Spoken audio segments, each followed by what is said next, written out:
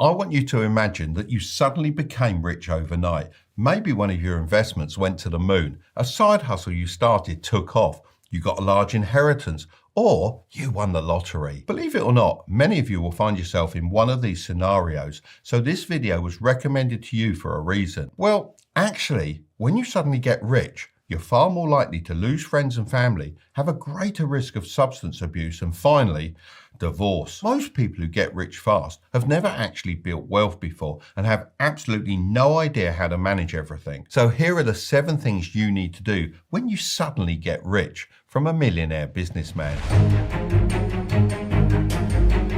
I know it might be tempting to go screaming it from the rooftops and rubbing it in your enemies' faces, but the absolute best move is staying as quiet as possible and telling no one. Privacy is really your main priority at this point. You want to be what is known as stealth rich. How do you actually do it? Well, even if you keep this as quiet as possible, some people will still suspect you. Once people know you have a bit of money, they descend like vultures. Trust me, I've experienced it. The only person you should tell is an attorney. Make sure you get a good one that specializes in trust and estate planning. A lot of people will tell you not to quit your job. However, I disagree. If your job isn't bringing you satisfaction, then quit the job. Don't quit working, but quit that job. But please go and find another job that you actually enjoy, at least for a bit. When people quit working entirely, all they have to think about 24/7 is how they're going to spend their money. Being rich and bored is a really dangerous situation to be in. If you're working, then you're not spending. So keep your life as normal as possible for at least 6 months. You need to process having all this money and not give in to the temptation of spending it. You might think this doesn't matter. You're rich now. Why worry about a few little debts when you could pay it off if you wanted to? Well, these debts can quickly start eating into your fortune, and before you know it, you'll be left with nothing. Focus on paying back your highest interest rate debts first. The main culprit here is credit cards. These often have 20 to 30% interest rates, which eat away at your money faster than almost anything else. Then you have car loans and personal loans. These are worth clearing if the rates are high. Finally, you have mortgages. Paying off their house is often one of the first things people do after suddenly becoming rich. However, this might not actually be the best idea. If it's cheap debt, I'm talking 2 to 3%, it might be smarter to keep it and invest instead. So focus on clearing that high interest debt. When you become rich all of a sudden, the people closest to you often feel entitled to a share of it. They'll start asking for loans that they often don't intend to pay back, or even come up with genius business plans they need you to invest in. But what if you want to help out family and friends? Well, I have a simple rule. If someone I know asks me for help and they genuinely need it, then I give them the money and don't expect to ever be paid back, on one condition: they never ask me for money again. I recommend you do the same because you don't want people using you as their emergency fund.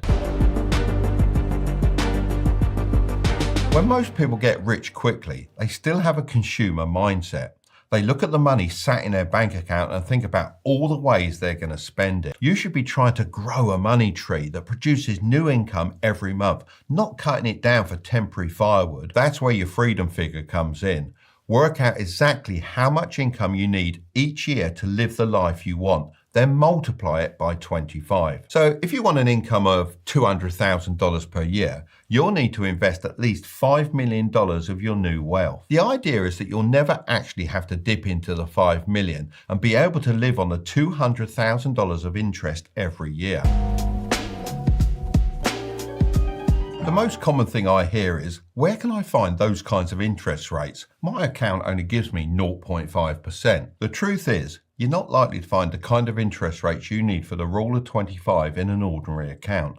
You need to open an investing account. So let's say you somehow got your hands on that $5 million we talked about earlier. How could you invest it? Here's an example of how I would consider splitting it up. Remember, I'm not a financial advisor and this isn't financial advice. First of all, I'd put $1 million into a low-cost total stock market index fund. Second, I'd put $1 million into a low-cost total bond market index fund. Third, I'd put $500,000 into residential real estate, like single family homes, and another $500,000 into commercial real estate, like warehouses. Fourth, I'd put $500,000 into blue chip crypto, like Bitcoin and Ethereum. However, it is highly volatile and can go down just as fast as it goes up. Fifth, I'd put $1 million into a high interest savings account.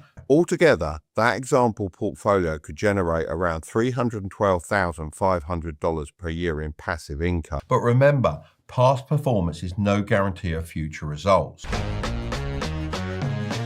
The ones paying very close attention will realise that I missed out $500K from that $5 million investment portfolio example. That's because you should spend that $500K on whatever you like. Call it fun money. I went through this stage and realised that having money isn't about Lambos or mansions. It's about never having to do things you don't want to do.